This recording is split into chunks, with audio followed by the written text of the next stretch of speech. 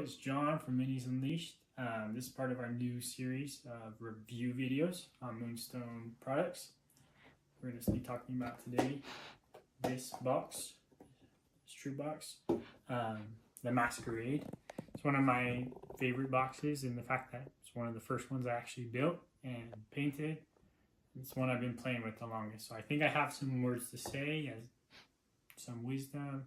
Nothing too deep in this. It's not like one of those deep tactics videos, but some basics of just what's in the box, what you get, what kind of characters you have here, so you know if you want them or not for yourself, for your own games of Moonstone. First on the list, we got Creep. He's a creepy little guy. With Creep, he's really cool in the fact that he can work kind of like in your vampire role of stealing energy or life from people. He's got two different arcane abilities that allow you to do that. He's not exactly your go up and hit him in the face kind of guy. He's pretty mediocre as far as his melee stats are and range and all that. He doesn't have any armor, so he's a little bit fragile. One of the things he does have is at least a -1 evade, which does make it so he can survive a little bit for some of those arcane abilities. I think his real sweet spot though is in his ability called Victimize. With Victimize, what it does is it makes their evade stat +2 until end of the turn. So that gives him a really good role as a support character, where you can do that at the beginning of the turn and pick one target that you really want to focus on, making all of your other arcane abilities way more powerful. And this can do on any different character, so it doesn't require arcane, so it automatically goes off, which is pretty cool. So for instance, if you have one of those nasty fairies that's really hard to hit, they're -2 evade, you just whoop, and now all of a sudden they're +2 and they're really easy to hit. This pairs well with some of the other characters in this box, as we'll see later, but it works good with a lot of other things as well, whether that's the Tooth Fairy, the new fairy that comes out, which gets bonuses against things with positive evade, or if that is just these characters here with their arcane abilities. One of the things with that fragility he has a special signature move that does allow him to escape if he does get targeted with the melee attack. Allows him to be placed within 4 inches, and that can be really useful. I use that in the game to just kind of almost teleport behind something that's blocking, making it so they have no chance of hitting him anymore for that turn. So it's a good escape strategy. So on to our second character, we have the Duchess. The Duchess, she's really cool in the fact that she kind of works as that leader role. She gives you that benefit of +1 to your initiative rolls, helping you to go first. So even if you pick the early bird, you still have that slight advantage, making it so the person who does get the initiative, if you take an early bird, to be able to pick where you wanted to go for your table edge, you still aren't as much of a negative as far as initiative goes. She does have similar stats for melee and range. She's not exactly your biggest hitter there. With that concealed dagger, it does mean she can potentially hurt someone if they come to hurt you.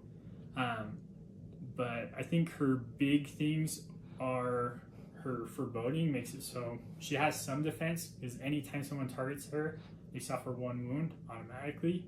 So for things like the Goblin airship that tends to ping things for small amounts of damage, they might end up hurting themselves so much in the process that it makes her not a very much of a desirable target. So less of an armor of actually preventing the damage, just preventing the attack in the first place, which is pretty cool. Just like Creep, she has the ability to kind of suck energy or life out of someone and then redistribute it. But her ability is much more powerful in the fact that it can do both of those in one thing with her succubus ability. It's pretty cool. As far as other things she's got, she gets benefits whenever someone suffers a catastrophe. For her signature move, she's got Threats and Promises that makes it so pretty much as long as she survives, which which it does reduce the damage by 3. The person can't target her for the rest of the turn. It does give the enemy energy, so you have to be a little bit careful on how you use that. Make sure no one else is nearby, that they can just go pummel into them, but it can be powerful. So on to our next character, we got Claudia DeVille, our rogue. She's pretty cool. She likes stealing Moonstone, so very good at the end of the game as far as being able to just take a Moonstone on round 4 and can turn the game from losing to winning, or from a close game to a tie. As far as her melee stat, she's a little bit more adept at melee as far as the amount of cards she'll get. She's still not really a heavy hitter there. I've tried using her in that role and I failed. Ran up to Coral and got pummeled and died. That didn't work too well. But some things she does have, she can move with sure-footed, makes it so she can get around easier. She does have her pistols, which help with the range damage output, which works really well with creep. If you victimize first, and then you can shoot 2 pistols, because she has her bracelet pistols. So meaning she can shoot twice without having to reload, and you get that really high arcane stat. So normal arcane stat is 3, but if you give them a +2, that means you're getting 5 cards. You're very likely to get something, or maybe in a chain of things if the person calls your bluffs, which can definitely increase the output. Her special ability is Stand and Deliver. It's pretty cool. It allows you to steal Moonstones when someone targets you or attacks you in melee, or you go and target them and attack them in melee. You have to choose to suffer 3 wounds or give you the Moonstone.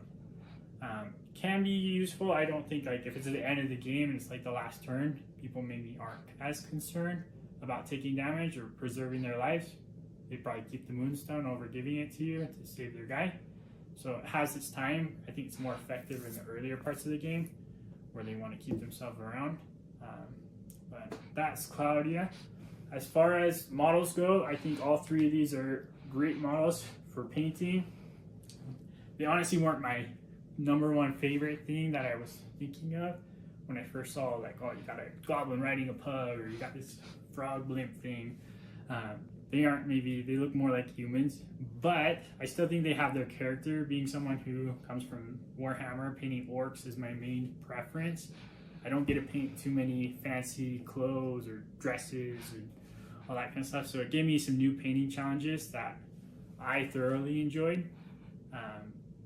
I think lots of people I have that come over to visit, they like seeing these. My mother-in-law, she thinks it's awesome that there's a princess in one of my figures instead of just creepy orcs or something. So there's definitely some benefits there to be able to show off, stretch different muscles as a painter. They were easy to assemble, most of them. I think Creep just had the glue on his leg. She was a single piece, and you just had to glue on an arm, I think, with a pistol. Pretty easy. Don't drop the arm with the pistol. I dropped it in the carpet and had to spend 30 minutes looking for it. So maybe don't do it on carpet. That's my one suggestion there. But overall, great value. I would highly recommend this box if that sounds like something you want in your troop. I love Moonstone. It's one of my favorite games. I hope you love and enjoy it too. Peace.